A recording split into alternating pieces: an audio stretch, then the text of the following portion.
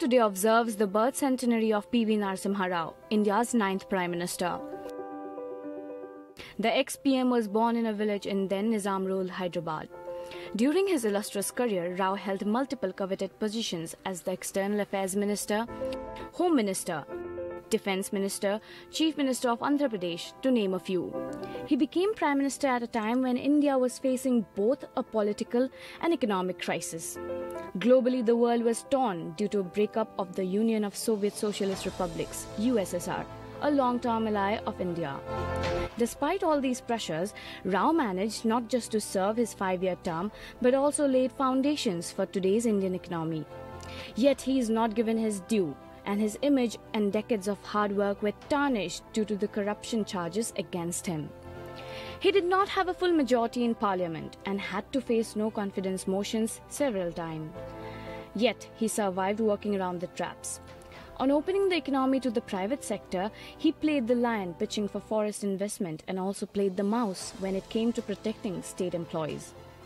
Rao's legacy is obviously in the space of economic reforms, which have been hotly debated and will be continued to do so as we complete 30 years of reform in 2021. According to many political pundits, Rao played a crucial role in ushering the reforms. As Prime Minister, Rao allowed Finance Minister Manmohan Singh to take both credit and blame for the reforms.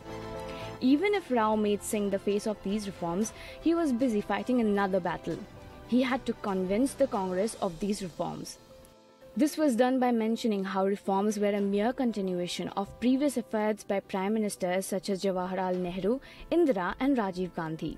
According to political experts, Rao's genius was that his own ambiguities matched Indian citizens. Now as we reflect Narasimha Rao's legacy, it appears he would have been disappointed that he couldn't leave an imprint on the political arena. But then, he would have been surprised how he, of all the leaders, ended up shaping India's economic policy, which has mostly stood the test of time. So it can be said that Narasimha Rao will always remain as the most underrated Prime Minister of independent India.